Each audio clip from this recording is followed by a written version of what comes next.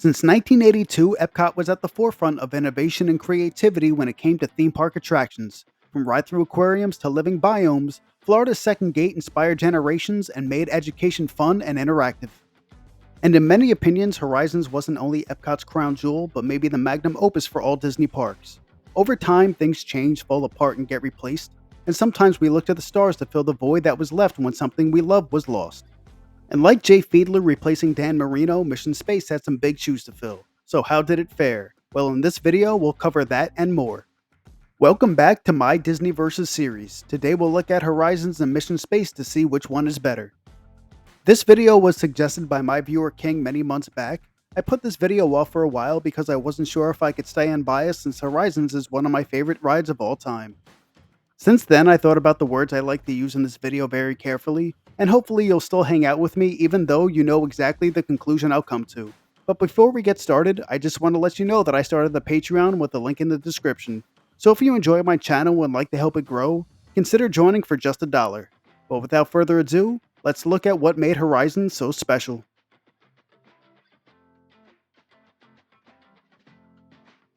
While not a part of the opening day roster, Horizons would open up exactly a year later on October 1st, 1983. Billed as the spiritual successor of the Carousel of Progress, Horizons went through many name changes throughout the development process. The first of which being Century 3, the thought being the ride would span 300 years of American history from 1776 to 2076. The name was dropped in favor for... Wait. That can't be right. Nope, it says Future Probe. Okay, well, Disney thought the name Future Probe would be received better to international guests, but was nixed fairly quickly because of the connotation the word probe could mean. Well, thank God for that. Finally, the name Horizons was settled upon and would get the same sponsor as the Carousel of Progress, General Electric. Due to Epcot being grossly over budget, Horizons was not immune to its own cutbacks. Having $10 million taking away from the project while also shortening the ride by 35%, which is amazing considering the fact the ride was already 15 minutes long. Nowadays, you're lucky if a ride experience breaks 6 minutes. The title and budget weren't the only thing in flux. Horizon's story was supposed to follow the works of Thomas Edison and would eventually tell the origins of General Electric. Focusing more on American history rather than future innovations as the ride would be known for. The version we got took inspiration from the works of Jules Verne, specifically from The Earth to the Moon. The show building was built to represent a spaceship, while three-dimensional architecture would represent an infinite horizon. The queue, dubbed the Futureport, resembled a futuristic airport terminal, with the words "If we could dream it, we could do it" written on the first wall in the show building.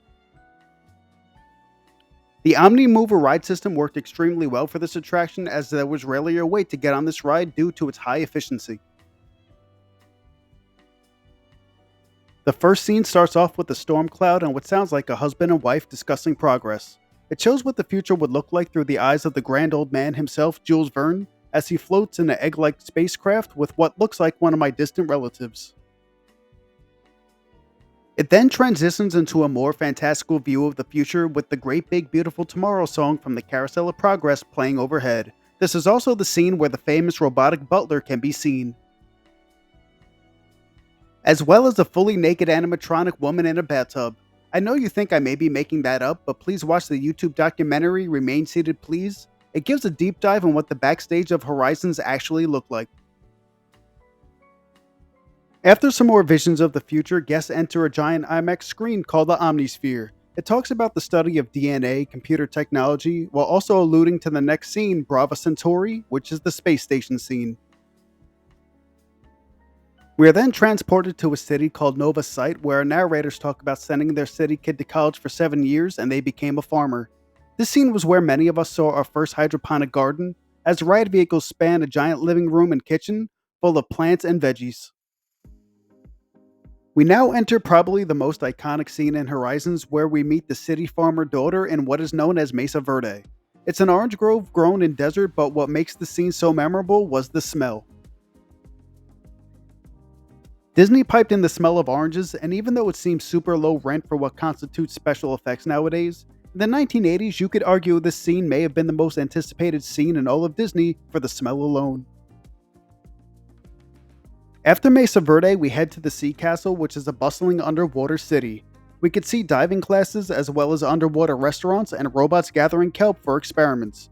As iconic as the Orange Grove scene was and is, the Sea Castle scene may be my personal favorite. Penultimately, we head to Brava Centauri, which is a giant space station. We meet a family trying to get used to zero gravity, as well as eavesdropping on a birthday celebration.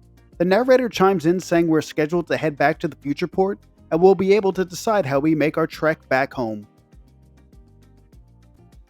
Horizon's end sequence was probably its biggest innovation. A screen would lower on your ride vehicle and a panel above your lap would light up. You could choose from sea, space, or desert to make your way back to Futureport. Then a 31-second clip made entirely of miniatures would play before you disembarked on your journey. It was a great way to give rewritability to this already great attraction. Around October of 1993, General Electric pulled its sponsorship from Horizons. Without a sponsor for a ride that size, Disney thought it would be better to build a completely new and modern attraction. And on Christmas Day of 1994, Horizons would close its doors.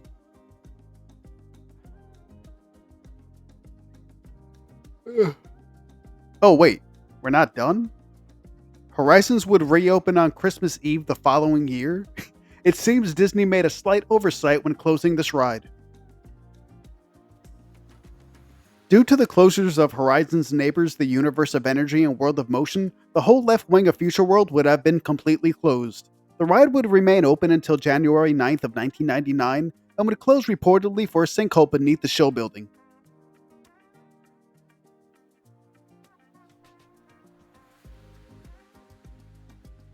In an effort to incorporate more thrill rides in Epcot, Mission Space was Disney's answer. A space pavilion was being discussed way before ground was broke on Epcot in 1979. Disney took this opportunity to make this dream a reality, and they would put $100 million towards this pavilion, including a $30 million sponsorship deal with the company Compag. In 2002, Compag would merge with Hewlett-Packard and they would assume the sponsorship payment. However, the company would sue Disney for failure to pay out the full amount, which would increase the cost of this ride by another $20 million. Finally, on August 15th of 2003, Mission Space would take its place in Future World. The queue was set up like a space station with rooms with large computer panels and posters of astronauts on the wall. Even a large set piece from the Brava Centauri scene in Horizons was kept as an homage to its predecessor. Before you take your trip into space, an instructional movie plays. Actor Gary Sinise was the capsule communicator for your journey.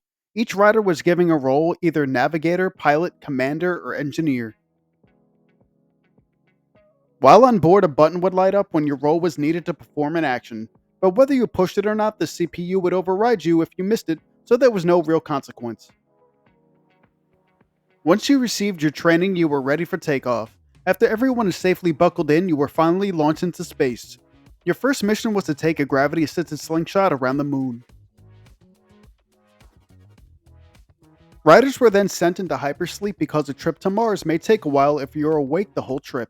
Once woken up, riders would use their joysticks to make their descent onto the surface of Mars. You'll have to do some fancy flying, but once you touch down, the suspense isn't over. You land on a cliff and have to bounce out the ship in order not to plummet into the abyss. Once the ship is straightened up, Lieutenant Dan and the rest of Mission Command greet you on a job well done. In 2017, the rider would get an update in the form of a new mission. This time, instead of going to Mars, riders would take a trip orbiting the Earth. The button moments remained in the same spots, so interactivity remained unchanged. Gina Torres would replace Gary Sinise as the capsule communicator. The post-show exits into a mini arcade and gift shop, which is admittedly pretty fun. You could also buy astronaut ice cream, which is something I usually buy if I'm ever on this attraction. We mentioned before about this attraction's legal troubles, but that would not be the end of them. In 2005, 2 people tragically passed away on this ride. Due to the G-forces this ride creates, it was too intense with riders with medical conditions. In 2006, a second version of this ride was made for a more tame experience. The groups would be separated into an orange team for the original version, and a green team for people who didn't want to spend the rest of their day feeling sick to their stomachs.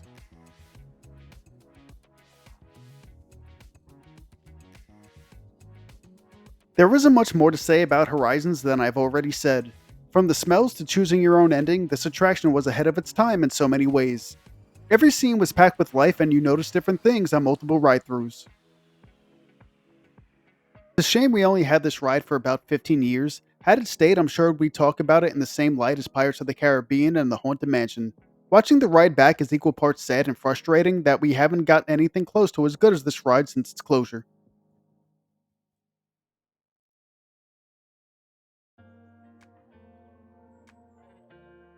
I know every ride is someone's favorite, and I've received comments from people saying it inspired astronauts and pilots, and in no way am I trying to belittle your experience, but in my opinion, Mission Space misses the mark in so many ways. From the lack of consequences if you don't perform your job in time, to the 5-minute ride duration, and the fact that we have a simulator ride in Disney in the first place are all things that I can't stand about this ride. Disney is supposed to be at the forefront of innovation when it comes to their attractions, and I fear they're following trends rather than setting them as they hit the 2000s.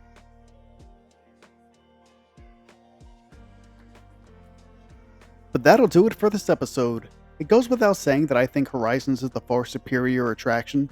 You could say it's nostalgia glasses and I only hate Mission Space because it took its place, and to a certain extent, you're right. But do me a favor and go watch these rides back to back and tell me which one had more love and care put into it. But I've wasted enough of your time with my rambling, and make sure to tune in next Disney Versus as we find out how much fun being free is once we hit the open road. So until next time, drop a like if you enjoyed this, subscribe if I earned it, join the Patreon only if you can, and thank you for watching.